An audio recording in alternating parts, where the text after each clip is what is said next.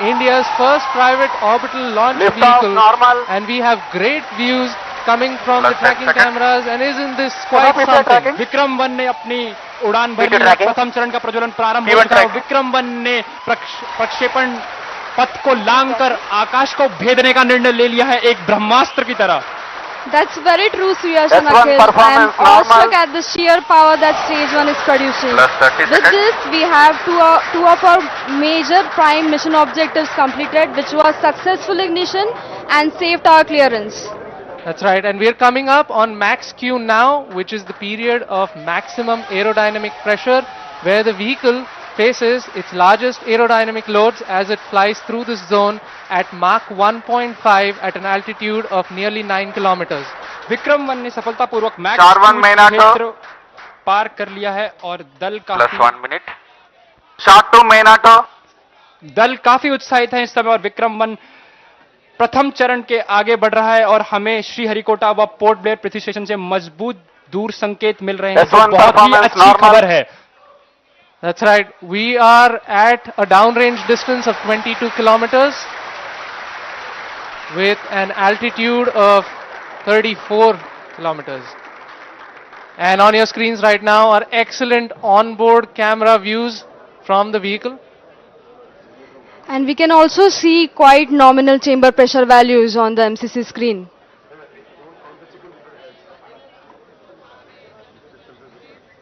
The vehicle is currently at an altitude of तर 50 भारताचं kilometers. पहिलं खासगी रॉकेट और हे यहाँ पे अवकाशामध्ये प्रथम झेपावलेलं चरण आहे का आणि याच सगळ्या प्रतिक्रमण हो चुका संदर्भामध्ये है और आपण द्वितीय अधिक चरण माहिती का जाणून प्रज्वलन घेऊयात। भी मयुरेश प्रारंभ हो प्रभुणे चुका सर है। सध्या आपल्यासोबत F1 आहेत। separated. प्रभुणे सर, F1 विक्रम separated. एक अंतराळात झेपावलेला आहे, काय याची नेमकी वैशिष्ट्य आहेत? Separating stage 1 and the ignition of stage 2 as well.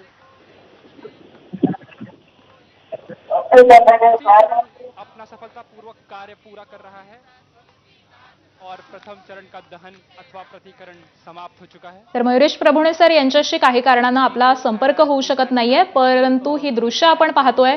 विक्रम 1 हे रॉकेट अंतराळात झेपावलेलं आहे, भारताचं पहिलं खासगी रॉकेट अशी याची ओळख आहे। आणि पुन्हा एकदा मी प्रभुणे सर यांच्याकडे जाते। प्रभुणे सर, विक्रम 1 अवकाशामध्ये झेपावलेला आहे, या रॉकेटची नेमकी काय वैशिष्ट्य सांगाल? आकांक्षा, हे रॉकेट वैशिष्ट्यपूर्ण सगळ्यात महत्वाचं असं की हे भारतातल्या तरुणांनी तयार केलंय आणि खासगी रॉकेट आहे। हो. म्हणजे आतापर्यंत आपण जेवढी रॉकेट्स बघितलेली, जेवढी भारतातून उड्डाणं झाली होती, ही सगळी इस्रोनी विकसित केलेली होती। आणि हे रॉकेट इस्रोच्या रॉकेटपेक्षा वेगळं आहे।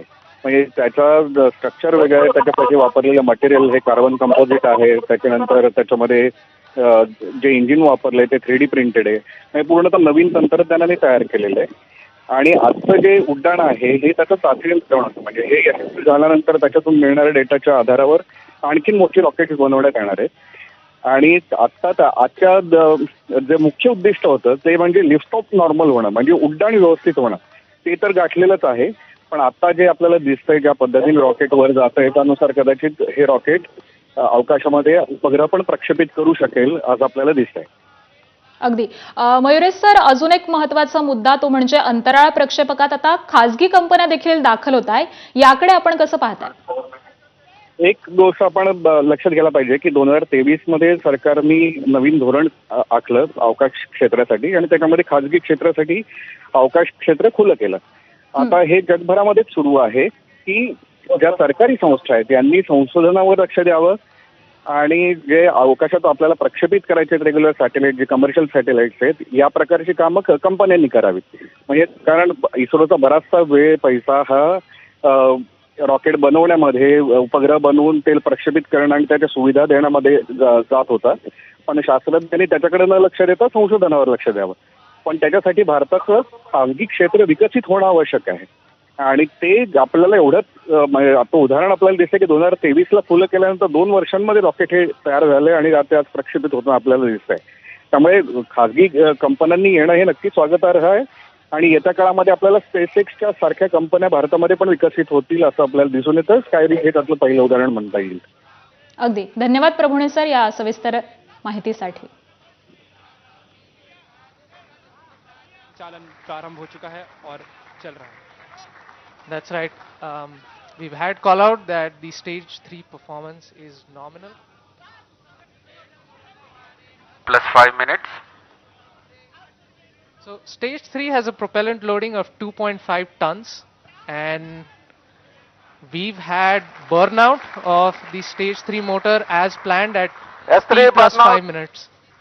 Yes, we've gotten confirmation that S3 has burnt out, and now we're entering a planned coast period, something that lasts for 140 seconds, in which it's called as combined Combined coast. coasting is normal.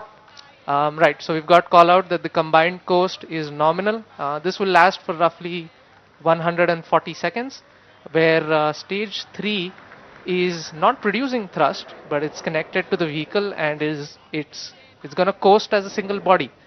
All of this is done to manage the altitude of the vehicle and also control where the stage will re-enter the Earth's atmosphere before splashing in international waters Plus in a 6 safe minutes. and planned manner. And jubilant views from the launch control center, where the teams are extremely elated and excited.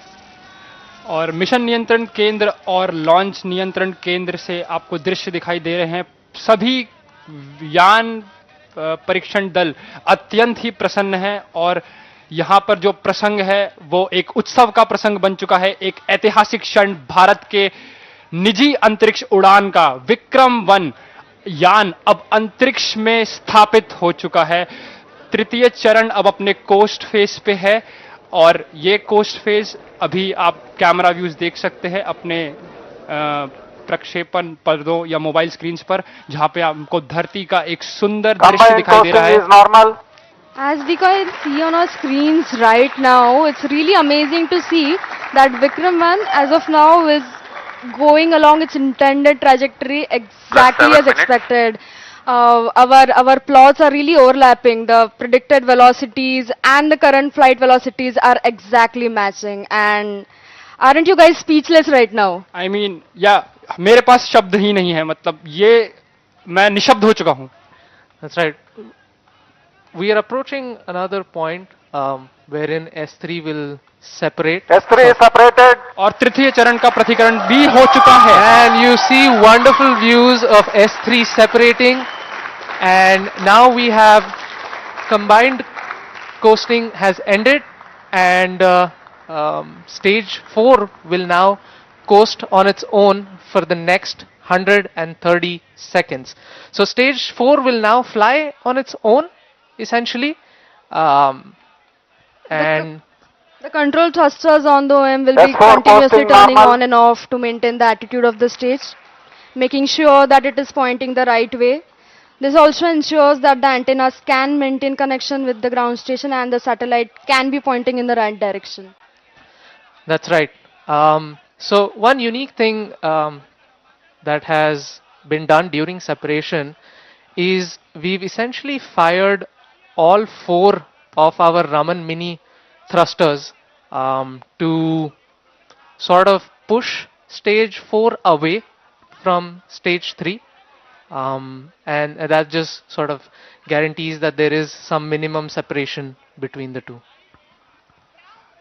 अब आने वाला जो चरण है वो द्रव्य प्रणोदन पर आधारित होगा, जिसको हम कक्षा स्थापन या समायोजन खंड ऑर्बिट एडजस्टमेंट मॉड्यूल के नाम से भी जानते हैं, जिसमें द्रव्य प्रणोदन की अवस्थाओं से संचालन होगा जो मोनोमिथाइल हाइड्रोजीन और डाइनाइट्रोजन टाइटाऑक्साइड पर आधारित Plus है। 9 minutes. उसके साथ यान के घूर्णी नियंत्रण के लिए, जिसे कंट्रोल थ्रस्टर्स कहते हैं हम लोग, उन रामन मिनी 50 न्यूटन, वो भी मोनोमिथाइल हाइड्रोजीन और डाइनाइट्रोजन टेट्रा ऑक्साइड पर ही आधारित है।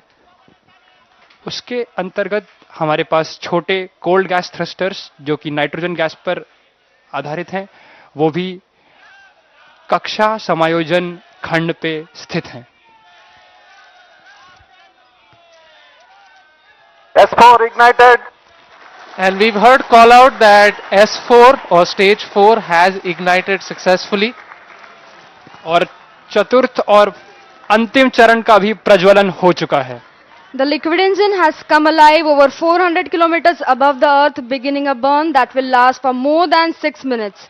During this phase, the vehicle will steadily accelerate from about 6.68 kilometers 10 per minutes. second to nearly 7.64 kilometers per second, delivering the precise velocity needed to achieve its planned 450 by 450 kilometers circular low Earth orbit at a 60-degree तर inclination. स्कायरूफ aerospace या खाजगी कंपनीची ही निर्मिती आहे. विक्रम एक हे rocket mission आगमन अंतर्गत विक्रम एक यानाचं उड्डाण नुकतंच पार पडलेलं आहे. श्रीहरिकोटाच्या सतीश धवन या सेंटरवरून यशस्वीरित्या याचं उड्डाण करण्यात आलेलं आहे. खाजगी रॉकेट उडवू शकणारी कंपनी असलेला भारत हा आता जगातला तिसरा देश बनलेला आहे. हम देख सकते हैं कि पेलोड्स या जो उपग्रह देशातलं पहिलं असं खाजगी रॉकेट विक्रम एकचं यशस्वीरित्या प्रक्षेपण झालेलं आहे. विविध टप्पे सध्या पार केले जात आहेत आणि हेच टप्पे यशस्वीरित्या पूर्ण झालेले आहेत. भारताचं पहिलं असं खाजगी रॉकेट अशी याची ओळख आहे आणि हेच विक्रम एक रॉकेट आता अवकाशामध्ये झेपावलेलं आहे. इंडोनेशिया आणि ऑस्ट्रेलिया अंतराळामध्ये प्रक्षेपण करण्यात आता खाजगी कंपन्या देखील हळूहळू उतरतात आणि याच खाजगी स्कायरूट या कंपनीकडून विक्रम एक रॉकेट तयार करण्यात आलेलं आहे आणि याच रॉकेटचं यशस्वीरित्या प्रक्षेपण नुकतंच पार पडलेलं आहे. श्रीहरिकोटामधून हे प्रक्षेपण केलं जात आहे आणि तीच ही दृश्य आपण पाहतोय. देशातलं पहिलं खाजगी कंपनीनं बनवलेलं असं हे विक्रम एक रॉकेट आहे आणि याचंच लॉन्चिंग आता करण्यात येत आहे. It's all given to us by Raman 2, our main engine for this mission. So yes, it must be a really amazing feeling, right? I mean, you and your team worked on this engine to get it going and it is finally taking us to space. यात Skyroot aerospace कंपनीकडून mission आगमन सुरू करण्यात आलेलं होतं आणि याच mission अंतर्गत आजचं हे उड्डाण यशस्वीरित्या पार पडलेलं आहे. विक्रम एक असं या यानाचं नाव आहे आणि याच यानाचं उड्डाण श्रीहरिकोटामधून करण्यात येत आहे. सतीश धवन सेंटरवरून यशस्वीरित्या याचं उड्डाण पार पडलेलं आहे आणि खाजगी रॉकेट उडवू शकणारी कंपनी असलेला भारत आता जगातला तिसरा देश बनलेला आहे. So we have regenerative cooling, then we have radiative cooling, and we have film cooling, and all three of these need to work seamlessly in sync to deliver this phenomenal outcome. So I'm kind of glued to the screens तर right याआधी now. देखील America आणि चीन या देशांकडून खाजगी कंपनीकडून अशा पद्धतीचे प्रयोग हे करण्यात आलेले होते आणि त्यानंतर आता भारत हा जगातला तिसरा देश ठरलेला आहे. अमेरिका आणि चीन या देशानंतरचा भारत तिसरा देश आहे की खाजगी रॉकेट उडवू शकणाऱ्या कंपनीकडून हे यशस्वीरित्या असं लॉन्चिंग करण्यात आलेलं आहे. सतीश धवन सेंटरमधली ही दृश्य आपण पाहतोय. अनेक शास्त्रज्ञ देखील त्यांच्या चेहऱ्यावरचा आनंद दिसून येतोय कारण विक्रम एक या यानाचं यशस्वीरित्या उड्डाण पार पडलेलं आहे आणि यानंतर जे पुढचे विविध टप्पे असतात ते देखील हळूहळू हे यान पार करत आहे. जवळपास 3 ते 4 टप्पे आता यशस्वीरित्या पूर्ण झालेले आहेत. त्यामुळे भारताचं पहिलं खाजगी रॉकेट अशी ज्याची ओळख आहे ते विक्रम एक आता अवकाशामध्ये झेपावलेलं आहे. श्रीहरिकोटाच्या सतीश धवन सेंटरवरची ही दृश्य आपण पाहतोय. याच ठिकाणावरून अनेक यशस्वी अशी उड्डाणं याआधी देखील करण्यात आलेली आहेत. मात्र हे उड्डाण वैशिष्ट्यपूर्ण यासाठी ठरतंय की खाजगी कंपनीकडून हे रॉकेट तयार करण्यात आलेलं आहे. या आधी जी रॉकेट आणि ज्या रॉकेटचं यशस्वी लॉन्चिंग या ठिकाणावरून झालेलं आहे परफॉर्मन्स नॉर्मल. त्यानंतर आता खाजगी रॉकेट उडवू शकणारी कंपनी असलेला भारत जगातला तिसरा देश ठरलेला आहे आणि खाजगी कंपनीकडून तयार करण्यात आलेलं विक्रम एक हे रॉकेट आता यशस्वीरित्या अवकाशामध्ये झेपावलेलं आहे. स्कायरूफ एरोस्पेस ही कंपनी आहे आणि याच कंपनीकडून काही दिवसांपूर्वी मिशन आगमन सुरू करण्यात आलेलं होतं आणि याच मिशन आगमन अंतर्गत विक्रम एक या यानाचं उड्डाण करण्यात आलेलं आहे. भारताच्या अंतराळ क्षेत्रातील ऐतिहासिक हा क्षण म्हणावा लागेल. भारतासाठीचा ऐतिहासिक हा असा क्षण आहे कारण खाजगी रॉकेट उडवू शकणारी कंपनी असलेला भारत आता जगामध्ये तिसरा देश ठरलेला आहे. या आधी अमेरिका असेल त्याचबरोबर चीन असेल या देशांमध्ये खाजगी कंपन्या रॉकेट तयार करतात आणि त्यांच्याकडून अशा पद्धतीनं अवकाशामध्ये हे रॉकेट प्रक्षेपित करण्यात येतं. मात्र आता यानंतर भारत हा जगातील तिसरा असा देश असणार आहे की जो खाजगी रॉकेट बनवून त्याचं यशस्वीरित्या उड्डाण करतोय. The whole thought process